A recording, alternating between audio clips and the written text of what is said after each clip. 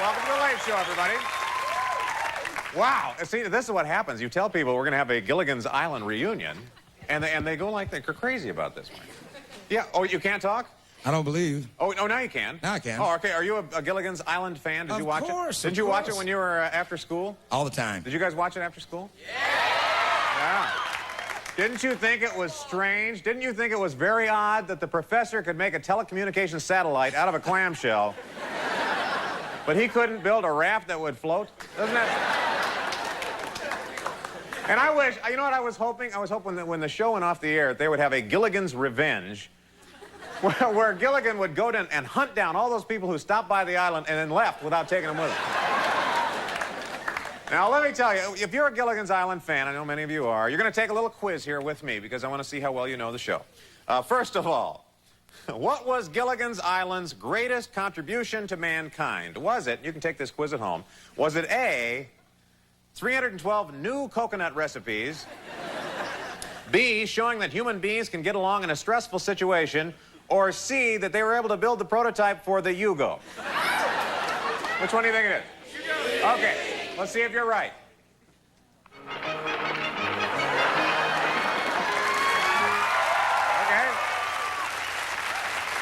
You're doing very well. Doing very well.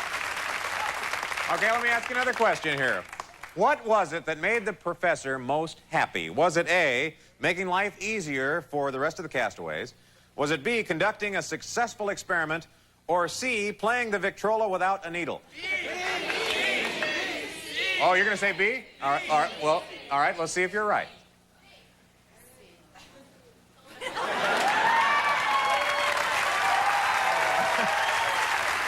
Okay, I'll give you one more. I'll give you one more. What did the castaways do when the food supply ran low? Did they A, try to survive on plant life, B, set more fishing nets, or C, eat Gilligan? Okay, let's check our answers. Everyone ready? Yes. Yes, yes. Yes, yes. Go! All right.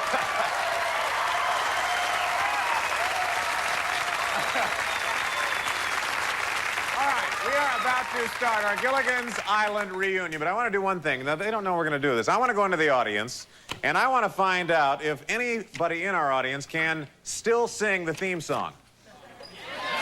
Okay? Okay, you think you can, sir? All right, let's see. Why don't you come out? You can stand right up there, and I'll come in. What is your name, sir? Jeff Robinson. Wait a minute, 1 second here, Jeff. All right, Jeff, you are where? From Eugene, Oregon. You're from Eugene, Oregon. Originally, yes. Okay, do you want me to give you a little start on the theme song? No. All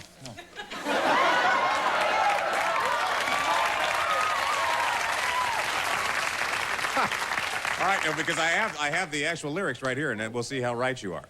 Okay. C'était un tout petit bateau sur les eaux du Pacifique. That's what's on there. Oh, that's backwards, you idiot. Oh, no. What do you speak English, or what is it? What is that? That's French. That's French.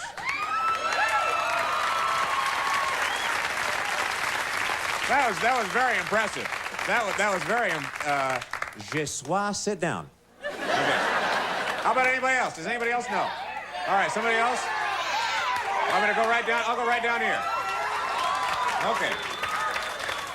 Come on out here. Come on out here next to me. Huh? Oh, sure. If that's the only way you sing, you want to sing together? Yes. Do it. All right. What is your name? Christina. And you are? Stacy. Okay. Why don't I have you face this way so everyone at home can see you? Do you want me to start you out, or do you want to? Do you know what? We can do it. Okay. You can do it? Yeah. Okay. I'm gonna put the mic right in the middle of you. Okay. 1, 2, 3. Just sit right back and you hear a tale of a fateful trip that started on this coffee port aboard this tiny ship. The faithful mighty sailor man, the skipper brave and sure.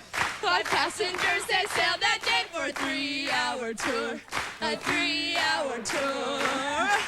The weather started getting rough. The tiny ship was tossed. If not for the courage of the fearless crew, the minnow would be lost. The minnow would be lost. Oh, yeah. So sit right back and you hear it. Oh, no. Oh, I'm sorry. Oh, I'm sorry. You guys, wait a minute. First of all, let's give him a round of applause. That was very good. All right. All right. Now, I'll have you sit back. There is. Okay, let me, first of all, folks, that was very nice. You did a nice job. But there is the whole version. There is the whole version, and we have some people, some professionals, who can sing this. 976, sing. Just sit right back and you'll hear a tale of a fateful trip that started from this tropic port aboard this tiny ship. The mate was a mighty sailing man, the skipper brave and sure. 5 passengers set sail that day for a 3-hour tour. A 3-hour tour. The weather started getting rough, the tiny ship was tossed. If not for the courage of the fearless crew, the minnow would be lost. The minnow would be lost. The ship set ground on the shore of this uncharted desert isle, with Gilligan, the skipper too, the millionaire, and his wife, the movie star, the professor, and Mary Ann, here on Gilligan's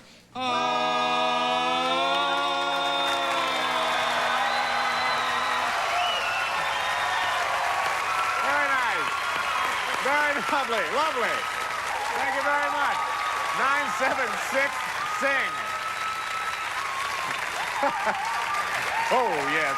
This is show business, big-time show business. All right, it's time now to reveal to all of you what we're going to do for tonight's show. If we could raise this up, I want you to see the lagoon.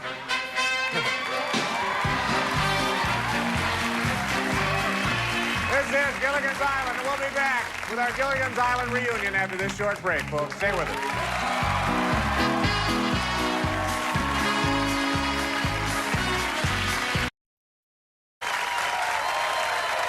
Welcome back to the Late Show, everybody. This is our Gilligan's Island reunion, and our first guest, of course, played the title role on Gilligan's Island. Please welcome the skipper's little buddy, Bob Denver.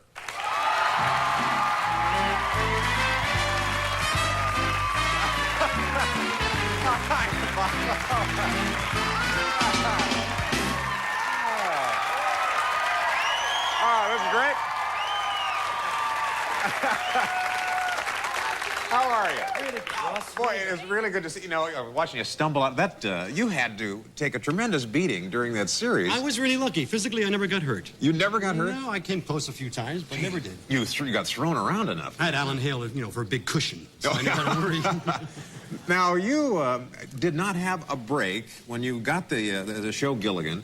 Didn't you go right from, did I get this right, from Dobie Gillis? To Gilligan? Right to Gilligan. Right. And then from there, I went to another show called The Good Guys, which nobody ever heard of. Well, fortunately, the Gilligan's Island deal just stayed on and on and on. It must be up there in the top rerunner of all series, I think. Yeah.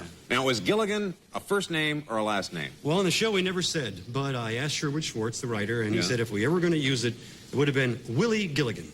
Willie Gilligan? Willie Gilligan, yeah. See, that's a scoop here now to all of us. How do you think we did with that? Looks great. It's kind of spooky, actually, especially this table. I know, isn't this wonderful? We tried to do it from the original Gilligan's Island set, very but close. That's a parking lot now. Really? Yeah, it's gone. What happened when the show broke up? I heard there was a story that, what did they do with the set? I think everybody took it home and put it in their backyard. Did you take any mementos? I didn't get any or of the huts, but I think a few people took the huts home and, by their swimming pool. Looked pretty nice. I think a lot of the props went that way. I don't know where the little car went. Yeah, I don't know either. We were talking a little bit before the show, and so many people watched this program when they came home from school. Right. Was it? Did you think it would last that long? Were you that surprised that? Well, I would have made a better deal if I thought it would be rerunning in 1988. Sure. But who knew in 1963? Yeah. I mean, if you got 2 years of reruns, you figured that was great. What did the critics think of it? It was a popular success. What did the critics think of it? The critics panned it pretty heavily. They thought it was inane. They thought it was, silly. All the things it was. How about scripts? Did you ever look at a script and said, oh, this can't be me? Oh, no. Sherwood's scripts are always great. I came in the second year, and he had 16 or 17 scripts ready to go for the second year, which meant, special effects department got them, and they could do all the gags and, practice them. That's unheard of, though. Unheard of, yeah. Yeah. The man was amazing. What about recognizability when you were at your peak? It hasn't changed. I mean, the kids are still watching it. Yeah. My hair's kind of white now, but they say, oh, they probably figured it happened in the island, and I'm going back to get it fixed. There have been a couple reunion movies. Yes, There have been 3. Do you think there'll be another one? I hope so. We have a script. I'm sure it has a script for it. And Really? I'm hoping that we can do it, either as a network show or maybe as a movie. It's kind of fun, isn't it, to get back together? Oh, yeah. The cast is great. They're just fantastic. Yeah. You're going to meet them, so you'll... Yes, we are. In fact, we have another one. The small guy. The small guy. The guy known as Skipper, and a lot of people don't know what his real name was. We'll find out what that is in just a minute. Alan Hale Jr. is here, Bob's co-star.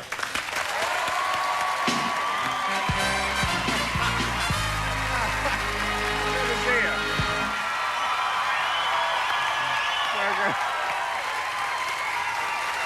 Boy, I'll tell you, that's...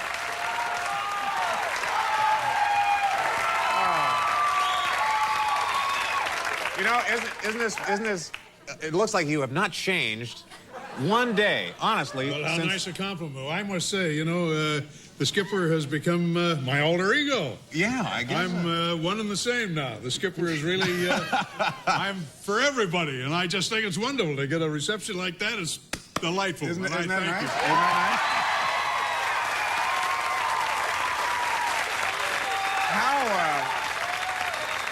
When you got this script, Alan, and you saw the character, was it one that you fell in love with right away, or could you see yourself playing it? Well, it was placed so very nicely. Actually, it was rather an amazing story. I was in St. George, Utah, doing a picture with Audie Murphy, and I got this call to come down. Well, we had a small budget picture, and there was kind of a difficulty as to how was I going to get there. There were no planes out of there. There were no rental cars or anything. We went up with studio cars. So I went out on the highway with my thumb. And I hitchhiked out of St. George, got down to Las Vegas, flew from Las Vegas into CBS. And when I got in there, they had some procedure going on. And Mr. Sherwood Schwartz, our creator, a man who I highly respect, he said, Alan, he said, really, in many ways, he said, I have written this story for you. Now, he said, if you'd like to be the skipper, you are. But I would like to see you in contrast with some of the people that we're going to use. So I did this test. And it all seemed to work out very well. He had a fine point that he wanted to work out between Gilligan and myself. The fact that, I was always on him. But the fact is, I loved him. That's number 5,761. You're taking a lot of beatings on the head for that. So it was kind of a fine point that he was after, and he saw to it to see in me what he wanted. Yeah. In other words, I did what I was supposed to do, but he saw the way he liked it. So I became the skipper. Now, you're very much like the skipper, actually, in real life. You do love boats. And yes, I got to say, my goodness sakes, that's nicely put, the way you put that. It's nice to be aboard, Ron. we have a clip we want to show. Oh, indeed. Yeah, this is of the two of you. Isn't this of the two of them? Okay. Is it? All right. The skipper and Gilligan. Buddy, I see exactly what you're trying to do. Thank you, thank you. But we've got to go through with this now. All right, line up. Now, close your eyes. Sure, Skipper. Wait a minute.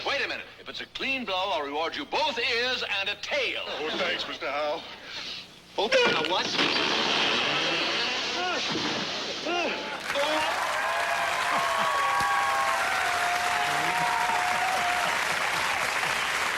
That's marvelous. That's just marvelous.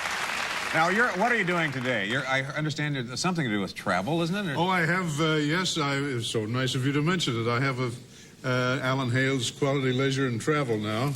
I'm very pleased for that, and I also have a product that I'm putting on the market called Nulon, which is a wondrous product. It's a Teflon-based product, and like an additive for a car, but we go steps beyond, so we really don't say we're an additive, but we treat a car. In other words, a Nulon treatment is really rather exciting because it delves into a molecular reaction and all that. It dramatically changes the characteristics of an engine. Yeah, this is so I'm something most pleased about it. This is something that Professor... And you'll all be probably- hearing about it very soon. Yeah.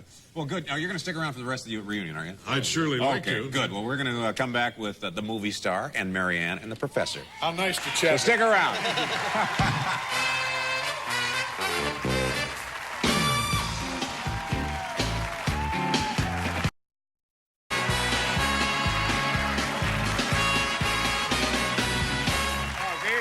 never sounded better, has it? I love it. Isn't that marvelous? All right, we are here with our Gilligan's Island reunion, folks. And I must tell you, many of you probably had crushes on the movie star, didn't you? Well, here she is today, the lovely Tina Louise.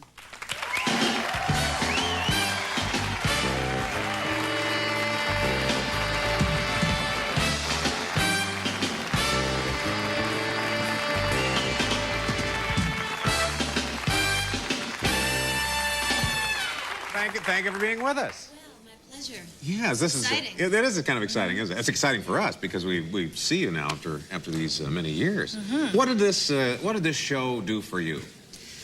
Well, I had a lot of fun. Did you have some fun? And I had made a lot of friends out there. Because you had your movie career was going, and then this came along, as I understand. Yeah, I was doing a play. You were doing a Fade play. Out, Fade In with Carol Burnett. Okay. And one day I got a telephone call from Ethel Weinert, and she said, "Do you think that you could do sort of a Marilyn Monroe, Lucille Ball character?" Sure. And I said, "Yeah." And so I left Fade Out, Fade In, and And that's how settled in. it happened. Yeah. Thought it was going to last for 1 year, and I spent 3 years. 3 years in it. And- Now, you have gone on to other things. You have a new movie that's out now, don't you? Well, no, I have a film that I completed this summer called Okay. The Pool. When will that be ready for us to see? Well, you could see a little bit of it tonight. Okay, well, we do have a Your clip, cards, don't we? right? All right, do you need to set this up, Tina? Huh? See, I called her Tina. That's my name. Yeah, I know, but I want to call you Ginger. I feel like I should Yeah. call you Ginger, like the skipper in Gilligan. So anyway, do you want to set this up for us, or? Well, I did the film this summer. It's been done by a new director. His name is Luis Ira, and we did it in Boston. It's a very unusual film. It's See, Boston's cheering him. it's a metaphysical, very suspenseful love story. Okay, let's take a look. Get over here! Look into my eyes and you tell me you want out. You tell me you want out. Yes, I want out. I want you out of my house. Fine. I want to be left alone, okay? Be honest. I want to have a life. I want someone who wants my beautiful sister. You know the necessity. Oh, you're dressing. Stop it! Damn it, stop it! Look what she did to us.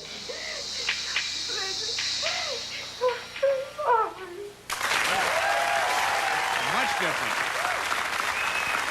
See, that's much different than we're used to seeing you. You don't really see the love story part in that scene. No, you tell us a love story, but that wasn't a lot of love going back and forth. No, but it's a story that goes backwards and forwards in time, and there's a young girl who plays my part at 16, and there's a little boy who plays the leading man's part. So it's quite interesting. Ooh. I'm very excited about it. Well, good luck with that. Could you, before we take a break here, could you give us a little bit of Ginger? Do you remember any of the? Oh yeah. Okay. Let me see. There was one time that the skipper said to me, Ginger, I've got a problem. I've got a real problem. You're a girl, aren't you? And Ginger said, well, if you don't understand that, Skipper, then you really do have a problem.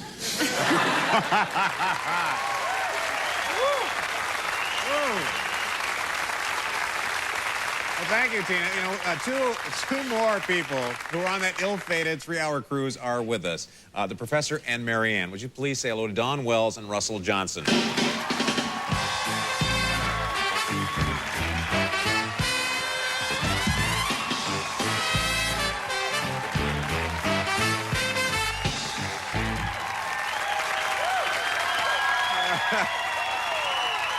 Welcome.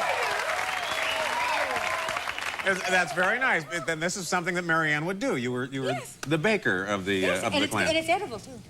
It is? It's not throwable, is it? No, we're not gonna throw it. Now Been fireproof, that's good, yeah. you two were really something. In the first season, you were known as All the Rest. That's right, the rest. Yeah.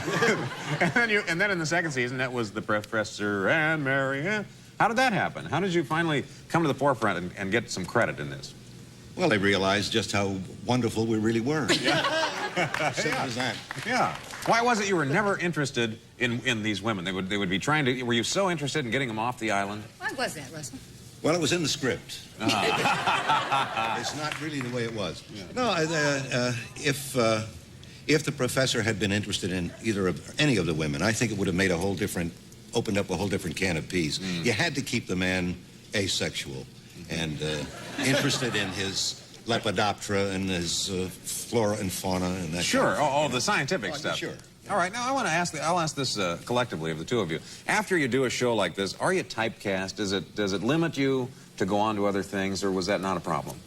I'll ask you, Dawn. I think so, very definitely. Really?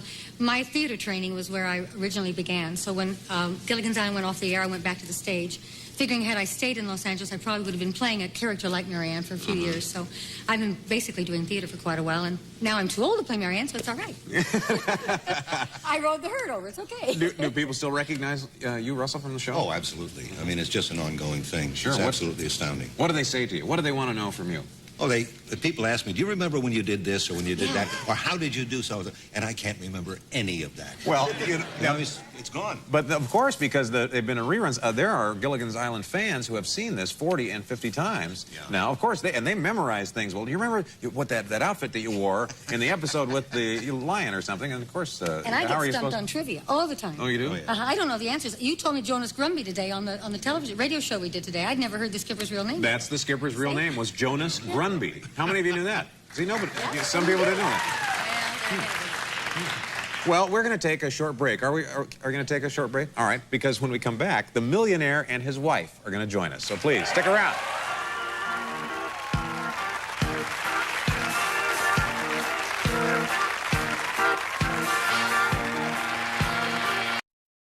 Thank you, fellas. Welcome back to the Late Show. This is our Gilligan's Island reunion, and our next guest you will know from a couple of careers. If you don't know him as Thurston Howell III, you will know his voice as Mr. Magoo, and with him is the woman who played his wife, Lovey. Please welcome Jim Backus and Natalie Shafer.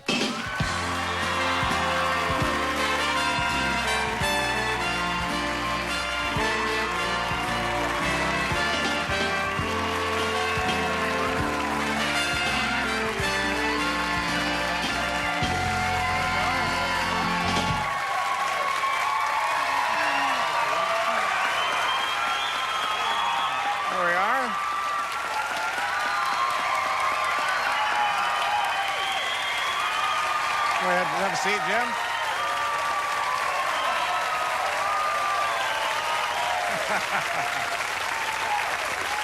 This fun? Isn't this fun? It's like going back to school. Yeah, it is like going back to school. This is ridiculous. Yeah, now, Jim, look at this. Jim has got lipstick all over him. You can't see it. Oh, he always had. Oh, did he always?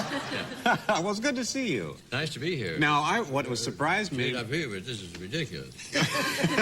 What surprised me most about you, Natalie, is when we were talking backstage, you have a genuine, rich accent. She sure does. She does. Well, I have to have. It's in his book. It's in his book. Was this a fun deal for you? It was just I adored it. We had such fun together, and we missed being...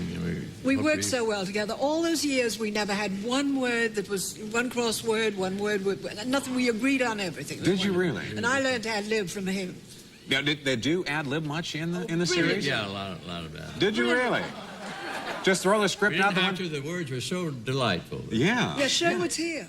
He is. Yes, we're going to talk with the creator in just a little while. Now, how did you juggle being Mr. Magoo and the series all at one time? It was very easy. Magoo, I did in about an hour. Just show me the figures of what I was supposed to do, and I'd do it. Really? Yeah.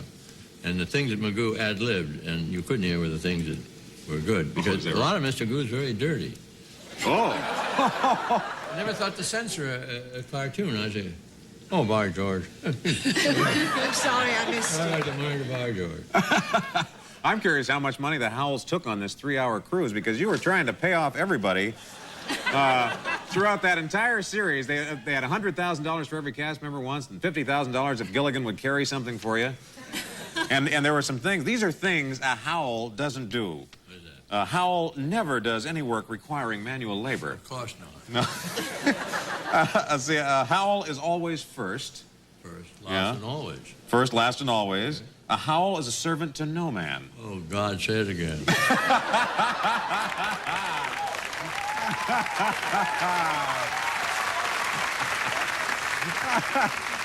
This was just delightful. I'll tell you, that was one of the things that I thought was so wonderful about this television series is that you really didn't overact. You were, everything that you said really fit your characters. It's got to be really a license to steal. Yeah. Yes, but that's what acting is. It's really having fun. I think the critics have made a fool of themselves when they're taking this too seriously. Well, that's what we were talking about here, where the critics weren't that much in love with it. It just proved year after year to stand up. I found out that Gregory Peck was a big fan of it. Oh, is that right? Yeah, he came to me one time. I'd never met him before, and he said, "You Thurston Howell?" And I said, "Yes." And he said, "My favorite show, wouldn't miss it." Really? I think he was awfully polite. I wrote a book during our... You wrote a book here. It's called Forgive Us Our Digressions by Jim and Henny Backus. That's my other wife. And that's your book. So that's your other wife. You know, we have the creator, the man who was behind Gilligan's Island, and he's here tonight. I want to introduce you to him. He is the producer and the creator of Gilligan's Island. His name is Sherwood Schwartz.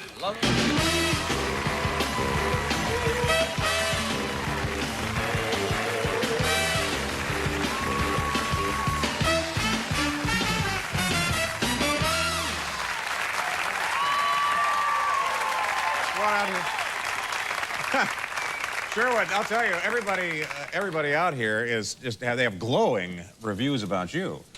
They all loved you. Well, they're sensible people. Well, He's the Mary Poppins of Gilligan's Island. Ladies and gentlemen, what do you think of this cast, though? Well, of course.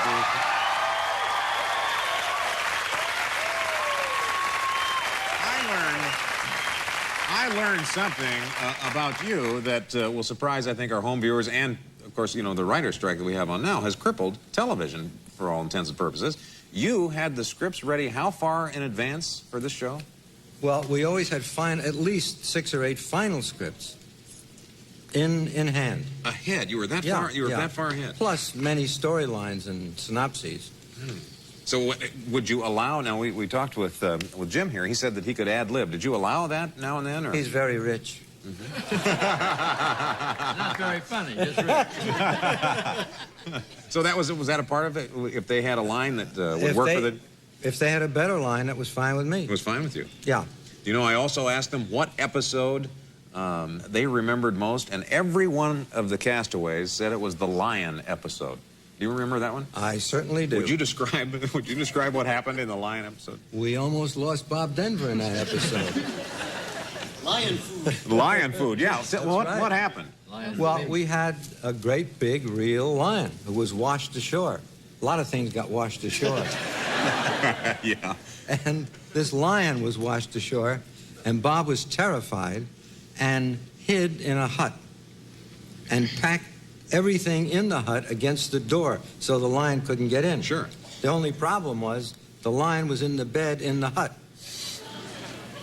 So then when he went to sit on the bed, he reaches back and begins to feel this furry something and takes a look and leaps off the bed. You cannot leap when there's a lion around. Oh, no, of course not. No. They don't like it. When you move quickly. When you move I quickly, see. lions don't like it. And he leaped for Bob.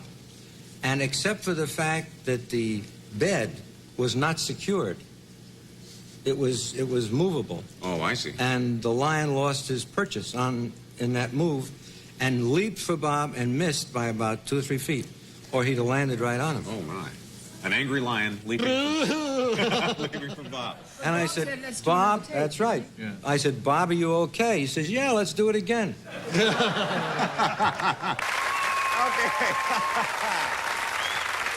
We're going to have more of our Gilligan's Island reunion right after this. Stay with us, folks. Welcome back. We're having our Gilligan's Island reunion, and I love these kind of stories of things that happen behind the scenes. Bob, do you remember anything else that? I remember Jim Backus had to work with a big parrot, big live parrot, and he didn't really want to work with it too much, did you? No. No, but by all morning he had him on his arm here, and he was feeding him, sunflower seeds. Weighs 40 pounds. Oh, the 40 pounds. It's gotten bigger over there. Near the end of the morning, he didn't have the seeds in his hand, and the parrot, instead of taking his seed, took his thumb. Oh. And I never heard that language in my life. Oh. And that parrot went, Whoa! The only car that gets residuals. I also heard there was a story that you fell out of a tree, Alan. Yes, that's right. There was a branch that was supposed to kind of break a little and throw me and so forth and so on. Well, it broke a little, but it broke at the wrong time. And so I was 12 feet up in the air, and I fell down, fell out of the tree backwards, and of course broke my fall with my right wrist, so to speak, and it fractured my wrist. But I finished the season, and then I went to see the Churchill Downs, as would be the Kentucky Derby, and I had this big cast on my arm. And, of course, my dear little lady had to wear a football helmet at night because every time I rolled over, you bang her on the head. So she was doing Gilligan all over again. You know, I've got some questions. These are trivia questions I'd love to ask some of you, if you don't mind. We'll try. Now, Sherwood, you probably know the answers to these. Maybe. All right, we'll Maybe see. not. We'll see. And how many college degrees did the professor have? Oh, you're really getting hard. Yeah, this is a tough question. Russ. Do you know that? I haven't the slightest idea. Do you know? Do you know, Sherman? Yeah, I happen to know. How many? Should I tell him? Sure, you can tell him. What's the answer? 6. He had 6 college degrees. And Couldn't couldn't build get a boat. Couldn't build a boat. One of the degrees was not in boat building. That's right. None of the degrees. None were of them were in. Okay, let me ask another one. How about the who was Ginger's roommate in Hollywood? Back in Hollywood. She talked about her. She talked about her roommate a lot. Cary Grant. Did you? You don't remember that? Yes, it was in several episodes.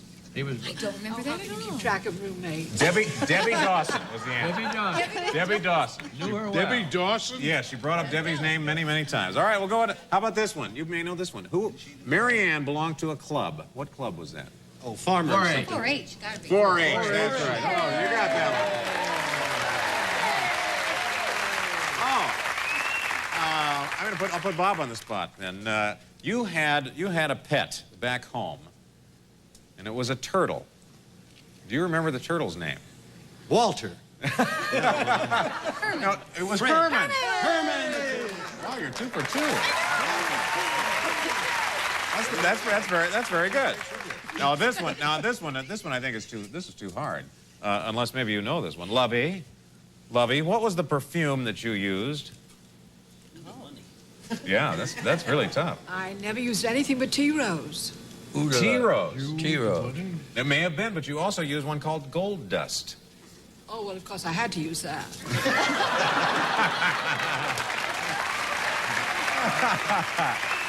That's all. Yeah. Oh, okay. All right, I'll ask you another one. This one. Do you know where you kept your money? In which banks, Mr. Howell? This is Chase National and Fort Knox. This is really funny. He kept it in the first, second, and third national banks. I like that one. How many blankets were on board the Minnow? Do you remember, Alan? Well, we had a blanket policy. We had... You remember this? Gee, I don't know, what, 5 blankets? Missed by 1. 4. There were 4 blankets, and they did everything with 4 blankets. I'll tell you. Well, not quite everything, but enough for their cabin anyway. I'll tell you, this has been a lot of fun, you guys. This has been delightful for all of us to see all of you back in one arena again, and we thank all of you so much. Russell Johnson, thank you very much. Dawn Wells, Sherwood Schwartz, nice to see you. Jim Backus, good to have you here. Natalie Shafer, Tina, good to see you. Alan Hale, and Gilligan himself, Bob Denver. Okay, folks, when we come back, we're going to have more of that part 3 of my interview with Jim and Tammy Baker, so don't go away.